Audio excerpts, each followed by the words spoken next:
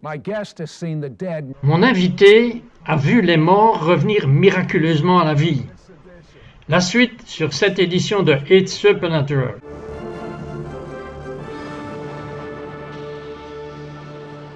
Bonjour, je suis Citrode, votre journaliste d'investigation, ici avec Owen Etch, un homme d'affaires à succès. Et tout d'un coup, sa femme Shirley rentre à la maison. Et comment agit-elle? À mon avis, de façon très étrange. Elle est arrivée en fait avec les mains en l'air, priant le Seigneur, parlant en langue.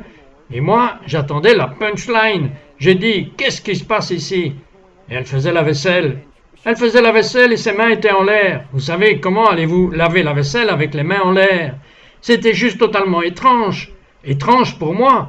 Et moi, étant agnostique, je regardais cela et je me suis dit, quelque chose de très sérieux ne va pas ici. Et moi, dans mon état d'esprit, j'ai vu cela comme un problème mental. I, in my state of mind, saw this as a mental problem. Vous lui avez dit de prendre de l'aide. Que lui avez-vous dit?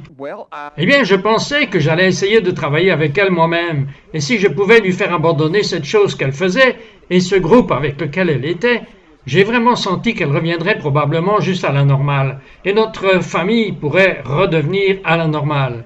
Et nous serions tous heureux à nouveau. Mais ensuite, si elle persistait, je sentais qu'elle aurait probablement besoin d'une aide professionnelle. Maintenant, elle a commencé à prier pour moi. Elle a commencé à prier vraiment sérieusement pour moi. En fait, elle restait debout toute la nuit.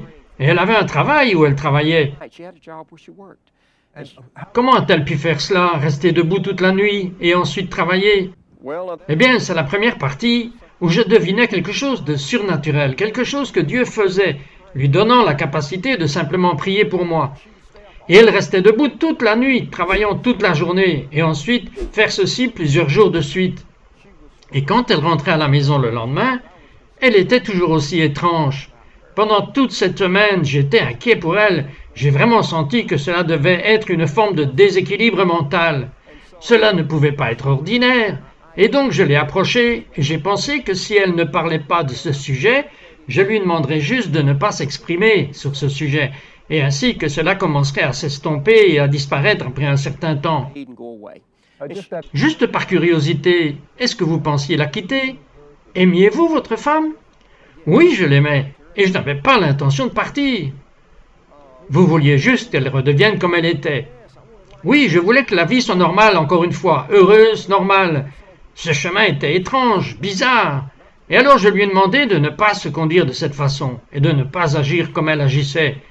Et quand j'ai suggéré cela, elle m'a dit « Bien sûr, c'est très bien, mais j'ai une chose que je veux que tu fasses. » J'ai dit « Ah, voici le trait final. » Alors elle a dit « Je veux que tu te lèves chaque matin et que tu pries 30 minutes. »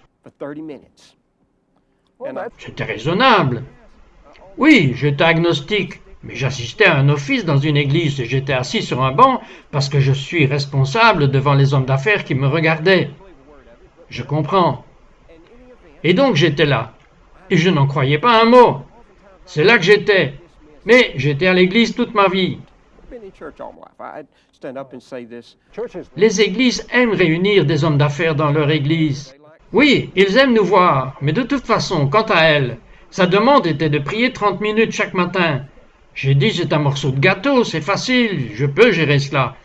Et donc, le lendemain matin, j'ai fait certaines des corvées qui devaient être faites autour de la maison, j'ai conduit les enfants jusqu'à l'endroit où ils attrapent le bus, et j'étais alors prêt à prendre 30 minutes et prier. Maintenant, bien sûr, vous savez, étant dans mon état d'esprit, prier, ce serait facile, mais cela ne servit à rien, sauf que cela l'aiderait à sortir de cet état de folie avec Jésus. Mais vous aviez promis. Et j'étais une personne de parole, et je crois que les gens devraient faire ce que les gens disent qu'ils vont faire. J'étais moral, j'étais une personne morale. Mais juste, je n'y croyais pas. Je ne croyais vraiment rien en ce qui concerne le surnaturel, Dieu et toutes ces choses-là. Nous avions une grande maison, et il y avait un grand couloir allant jusqu'au milieu de la maison. Et je marchais à travers ce couloir, et j'allais pour prier. Et comme je commençais à parler, je ne parlais vraiment pas. J'ai commencé à essayer de parler, mais il y avait une grosseur qui venait dans ma gorge. Ma poitrine était remplie d'air et je ne pouvais pas parler. Je ne pouvais pas dire un mot. Maintenant, Je n'avais jamais eu ce problème avant. This come totally as... Cela arrivait seulement lorsque vous priez. Well, no, in church. Cela n'arrivait pas quand nous étions à l'église et je priais. Quand il me demandait de renvoyer le service dans la prière, je pouvais prier, pas de problème. Mais cette fois, ici, je le sais, c'était la puissance des prières que ma femme priait. Mais je voulais dire n'importe quoi sous la forme d'une prière. Mais je ne pouvais rien dire, rien ne se passait. Et cela me dérangeait. J'ai dit pourquoi? En tant que je n'essayais pas de prier, je parlais. Et puis j'ai commencé à avoir l'impression que j'étais regardé, que j'étais juste surveillé. Eh bien, cela m'a donné plus d'inquiétude, parce que ce n'est pas normalement une chose que j'avais jamais ressentie auparavant. Je n'avais jamais eu de telles sensations. Mais j'étais surveillé, je ne pouvais pas parler, et j'ai commencé à me demander, mais qu'est-ce qui va mal? Qu'est-ce qui ne va pas avec moi? Going wrong. What is wrong with me?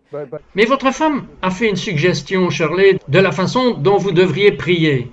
Yes. Oui, elle a dit, si tu ne sais pas comment prier, demande au Saint-Esprit de prier pour toi. Et ça, je l'ai fait après. Je voulais m'assurer qu'il n'y ait personne qui me regardait. J'ai regardé sous la maison, j'ai regardé dans le grenier, partout. Et puis je suis allé dans l'une des salles de bain qui était dans une partie centrale de la maison et qui n'avait pas de fenêtre extérieure, donnant sur l'extérieur.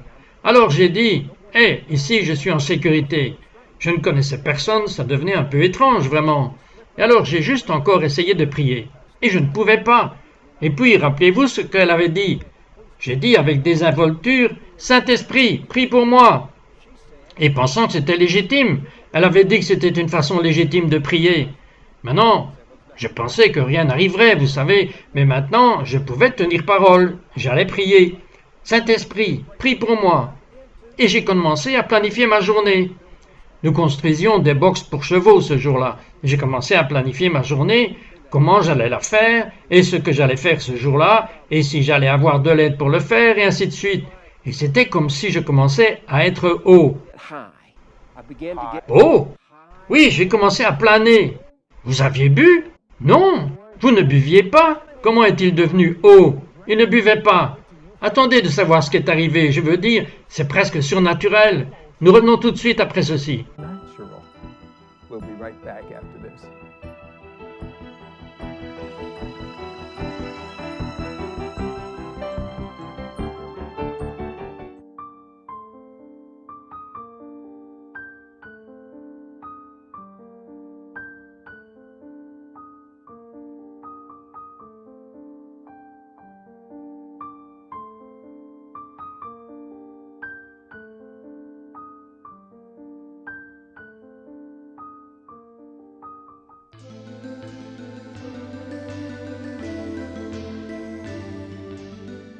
Hello. Bonjour, c'est Trott, votre journaliste d'investigation. Je suis ici avec Owens Edge. C'est un homme d'affaires prospère. Sa femme va un peu trop loin avec cette affaire de Dieu. Elle lève les mains, elle prie dans des langues surnaturelles appelées langues, elle devient trop fanatique. Il dit « Je veux que tu arrêtes ». Elle dit « Je le ferai si tu veux prier 30 minutes par jour ». Maintenant, il est agnostique, mais il dit « Je peux le faire ». Au moins, je retrouverai ma femme de la façon dont elle était. Il découvre qu'il ne peut pas prier. Alors sa femme fait une suggestion. Je veux dire, il peut prier à l'église, mais il ne pouvait tout simplement pas prier. Quelque chose l'empêchait de prier. Et donc sa femme dit, « Pourquoi ne pas demander au Saint-Esprit de prier pour toi ?» Il ne sait pas ce qu'elle dit, mais il dit, « Ok, Saint-Esprit, prie pour moi. » Et tout d'un coup, je veux dire, c'est tôt le matin, ce n'est pas un homme qui boit. Tout d'un coup, il commence à se sentir haut. Haut? High? Yeah, it's just Oui, je me sens juste ivre. J'ai commencé à me sentir léger, étourdi. J'ai commencé à obtenir les sensations d'être juste ivre. Et je suis presque comme flottant. Et puis j'ai pris conscience d'une voix qui me parle. J'ai pris conscience de cette voix et c'était là-dedans. Je ne pouvais pas comprendre ce qu'elle disait. Mais si c'était apparemment en anglais, je pouvais obtenir un mot de temps en temps, mais pas assez pour donner un sens à quoi que ce soit. Et cela résonnait comme si c'était une voix professionnelle et comme si c'était dans une autre chambre. Je me souviens avoir essayé d'évoluer dans différentes positions pour voir si je pouvais entendre et obtenir assez de ce qu'on disait et le comprendre. Mais maintenant, j'étais ivre. Et c'était ok, je veux dire, vous savez comment sont les gens quand ils sont ivres, ils ne se soucient pas.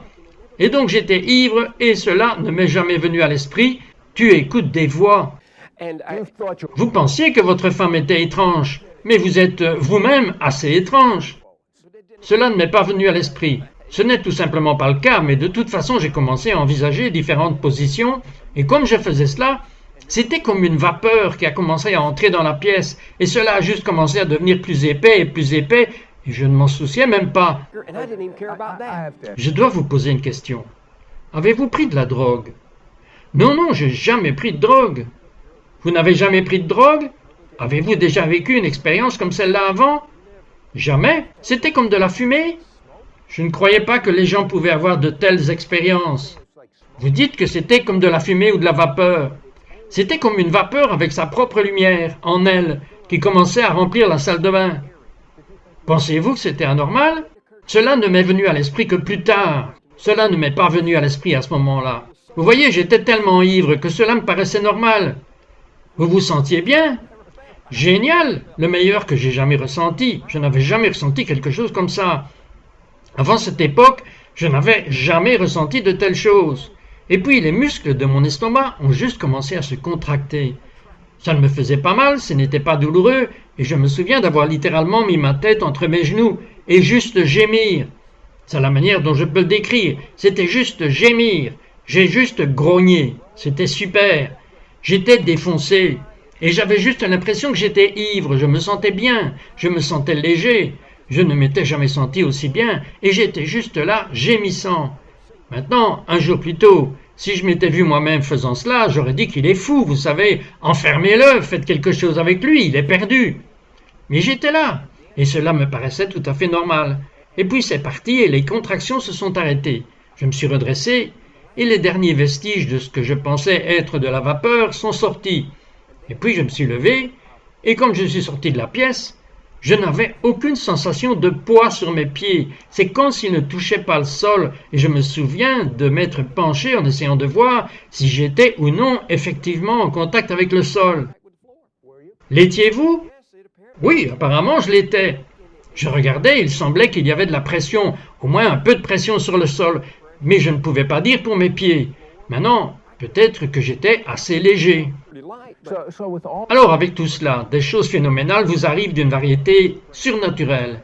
Je suppose que vous êtes alors devenu un fanatique de Jésus, comme votre femme. Non, non, je n'arrivais pas à y croire. Une fois que je suis redescendu et que je suis sorti et que je travaillais, bien sûr, c'était principalement dans mon esprit, je n'avais pas fait beaucoup de travail, je ne pouvais pas enfoncer un clou sans m'arrêter et penser à ce qui était arrivé. Je pensais une minute, il y a un Dieu, il y a un Dieu, il existe. Quelque chose m'est arrivé, et cela n'aurait pas pu être dans mon imagination, ou une hallucination, ou l'une de ces autres explications que j'avais toujours eues commodément pour d'autres personnes. Et puis un peu plus tard, j'ai dit « Non, il n'y a rien de tel que ce genre de choses qui s'est passé. Il se passe quelque chose à mon avis. Je commence à perdre la tête. Un certain déséquilibre chimique, quelque chose s'est passé avec moi. » Eh bien, avez-vous déjà essayé encore une fois de dire « Saint-Esprit, prie pour moi » ? Oui, en fait, tout au long de cette journée, je me disais « Je peux à peine attendre demain pour le refaire. » Et je suis retourné dans la même chambre en espérant que cela se reproduise. Et donc j'étais là-dedans, je me suis assis et j'étais sur le point de dire « Saint-Esprit, prie pour moi ». Et puis je me suis dit « J'ai fait cela hier, je ne peux pas faire cela de nouveau. » Et je me suis souvenu d'un homme qui avait demandé la prière à l'église. Alors j'ai dit « Saint-Esprit, prie pour lui ». Et presque la même chose m'est encore arrivé ce jour-là. Ce qui s'est passé avant, le jour précédent, et le nuage, tous les gémissements, tout s'est encore reproduit. Et puis, quand ce fut fini, je me suis souvenu d'une autre chose que Shirley m'avait dit. Elle avait dit, s'il t'arrive de prier dans les langues, tu peux demander au Saint-Esprit l'interprétation. En avez-vous une? J'ai demandé, et boum, tout a recommencé. Le nuage est revenu, sauf que cette fois, quand le gémissement a commencé, c'était comme si, instantanément, j'étais à l'intérieur de cet homme qui avait demandé la prière. Et je savais tout ce que cet homme ressentait. Je ne sais pas ce qui provoquait son oppression. Ok, mais avez-vous déjà vérifié? Était-ce vrai? Oui, pendant 2 semaines, cela bouillonnait juste en moi, mais finalement, je ne pouvais plus le supporter plus longtemps. J'ai été voir cet homme et je lui ai dit, laissez-moi juste vous dire ceci. Je veux juste vous dire ce qui s'est passé avec moi. Et il a dit, bien sûr, Et c'était champêtre dans cette vieille ferme, et il se tenait là près de son tracteur. J'ai commencé à lui dire toute l'histoire, ce que je viens de vous expliquer. Et qu'est-ce qu'il a dit? J'ai commencé à lui dire, et il m'a regardé, et il n'a rien dit. Il est juste resté là, et il a juste écouté. Et puis la seule chose qu'il m'a dit, quand est-ce que c'est arrivé? Et je lui ai donné le moment où c'était arrivé. Il m'a juste regardé droit dans les yeux et a commencé à marcher à reculons. Il s'est emparé de la poignée de la porte de sa camionnette. Il a ouvert cette porte, ne m'a jamais lâché les yeux. Il est entré dans sa camionnette. Maintenant, rappelez-vous que les gens dans cette église ne croyaient pas vraiment dans le surnaturel. Et il a fermé la porte de sa camionnette et il est parti. Et il ne m'a pas parlé, disons, pendant 2 mois.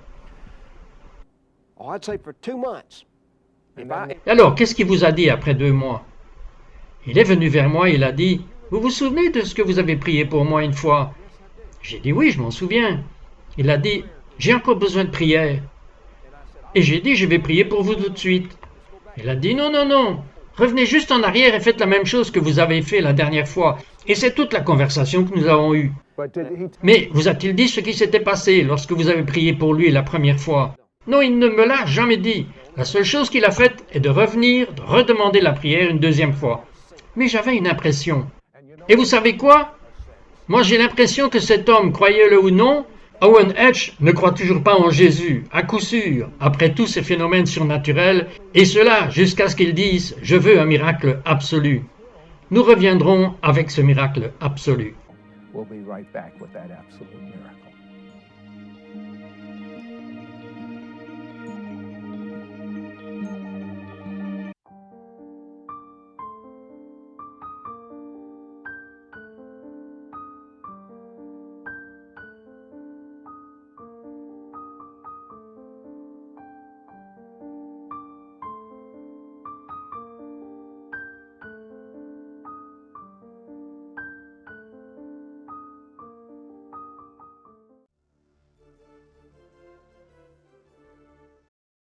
En attendant, vous avez tellement la tête dure, vous êtes tellement sceptique, vous êtes parti, 6 mois d'avant en arrière? Est-ce que Dieu est réel? Est-ce qu'il n'est pas réel? Que se passe-t-il? Je ne peux pas vous croire, je pourrais ajouter que vous avez un coup si raide. Mais ensuite vous avez dit, je veux une toison absolue, et il fallait le faire avec de la pluie sur votre propriété. Qu'avez-vous dit à Dieu de faire? Cela impliquait en fait la dernière fois où Jésus m'est apparu. Il a commencé à me dire des choses concernant juste m'expliquer les choses. Une des choses qu'il a dites était « Tu vas dehors et tu pries pour la pluie ». Et bien sûr, il était bien au courant. Attendez une seconde, vous me dites que Jésus est venu à vous et vous ne croyez toujours pas qu'il est réel? Vous venez de me dire cela. Je pourrais encore l'expliquer avec tout ce qui était dans ma tête. C'était hallucinant. En fait, je n'avais rien de concret autre que ce qui était dans ma tête. Ok, et il vous a dit quoi? Il a dit, sors et prie pour la pluie et je ferai de la pluie. Je connaissais la météo, le bulletin météo de ce matin-là, il disait, aucune chance de pluie dans le centre Alabama. Je suis sorti et j'ai levé les mains, et je priais déjà, je faisais beaucoup de choses que les chrétiens font. Je ne pouvais tout simplement pas, c'était vraiment étrange. Je regarde en arrière maintenant et je me dis que tout cela n'avait aucun sens. Mais j'ai levé les mains. Comment est-ce que je pouvais aller d'avant en arrière après tout ce que j'avais vu et ce qu'il avait fait? J'ai levé les mains et j'ai dit, Seigneur, fais qu'il pleuve. Et j'ai regardé le ciel, clair, un ciel bleu, pas de nuages. Et puis je suis soudainement devenu conscient que le ciel s'était voilé. Et j'étais un peu énervé avec moi-même parce que je ne l'avais pas vu arriver. Je n'avais pas vu cette brume prendre place au-dessus de moi. Et j'ai commencé à regarder attentivement le ciel et me concentrer, tenir mon attention sur ce que je cherchais. Et un petit nuage a commencé à se former juste au-dessus de moi. Et puis c'est devenu juste un peu plus grand. Et une petite pluie a commencé. Eh bien, je me suis senti, c'était ma réponse, ça y est. Je me suis assis sur le porche et j'ai commencé à me balancer. Et le doute a commencé à revenir. Et j'ai dit, tu sais, est-ce que cela aurait pu vraiment pleuvoir? Mon Dieu, vous êtes dur. Oui, je l'étais vraiment. Alors, que s'est-il passé ensuite? Eh bien, j'étais tellement désabusé et déçu que je pouvais expliquer cela et je suis monté dans ma camionnette et je me suis vraiment senti déprimé et j'ai démarré. J'ai descendu la route où notre propriété prenait fin et la pluie avait cessé. Je me suis arrêté, je suis revenu en arrière et j'ai regardé et je suis descendu jusqu'à la clôture. j'ai commencé à constater qu'il n'avait plus que sur ma propriété. Il n'avait pas plus sur l'autre côté de la clôture. Eh bien, après être allé assez loin, c'était totalement au-delà de toutes les lois de la météo. Je veux dire que quelqu'un trafiquait la pluie. Il n'y a pas deux façons dans ce sujet. Eh bien, j'ai arrêté ce camion et je suis sorti. Et je me suis juste allongé sur le sol. Et j'ai juste pleuré. Je savais qu'au-delà de tout doute, qu'il n'y a aucun moyen pour que cela aurait pu arriver accidentellement. Alors, vous avez fait de Jésus votre Messie et Seigneur. Ensuite, le processus était complet. Vous avez fait un long jeûne, et puis des miracles ont commencé à se produire, et vous étiez dans la présence d'un mort. Parlez-moi à propos de cela. Tell me about that. Là, j'ai reçu un appel téléphonique de venir prier pour une femme. C'était une famille mexicaine, mais c'était aux États-Unis. C'était une famille mexicaine, et la mère de la dame était décédée. Ils étaient nouveaux dans ce pays, ne savaient pas quoi faire. Ils étaient terrifiés. Ils avaient peur d'appeler un médecin. Alors vous avez prié pour l'enfant. Et qu'est-il arrivé?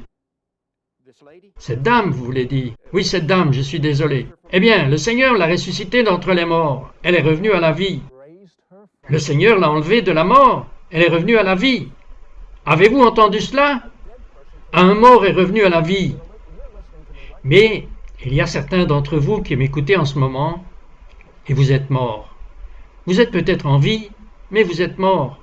Vous voyez, si vous n'avez pas d'intimité avec Dieu, tout ce que vous voyez n'est que temporaire. Tout ce qui existe n'est que temporaire. Tout ce qui arrive est juste temporaire. Il n'y a qu'une chose qui est éternelle. C'est votre esprit qui est à l'intérieur de vous. La question que j'ai est, avez-vous la vie de Dieu? Parce que vous vous êtes repenti, vous vous êtes détourné de vos péchés, et vous croyez que Jésus a lavé vos péchés, et vous avez invité Jésus à l'intérieur de vous, et être le Seigneur de votre vie. C'est à ce moment-là que vous avez la vie. Mais ce n'est pas seulement une chose intellectuelle. Certains d'entre vous auront une expérience comme Owen's Edge, mais la majorité d'entre vous le feront par la foi. Vous voyez, la foi vient de ce qu'on entend et ce que l'on entend vient de la parole de Dieu. Alors, laissez-moi vous dire ce que Dieu dit. Dieu dit, il n'y a pas de juste, pas même un seul. Vous pouvez dire que vous êtes une bonne personne. Comparé à qui? Comparé à une autre personne? Comparé à Owen's Edge? Comparé à moi? Ne vous comparez pas à un être humain. Comparez-vous à la sainteté et vous tomberez à court. Et il y a vraiment une éternité là-bas qui est en jeu. C'est votre vie, pas la mienne. Moi, je connais Dieu. La question est, vous pourriez vous être détourné de la religion, mais vous avez pu voir une certaine hypocrisie. Ne soyez pas coupé de Dieu à cause de l'homme. Vous êtes trop important pour Dieu, vous êtes trop spécial pour Dieu. Il y a un but dans votre vie. N'avez-vous pas toujours senti qu'il y avait un but? N'avez-vous pas toujours ressenti qu'il y a un destin? Faites quelque chose à ce sujet. Lorsque nous serons partis, vous prierez et vous ferez des affaires avec Dieu et vous verrez. Vous verrez que cela fera une grosse différence. Vous reviendrez à la vie. It'll be life from the dead.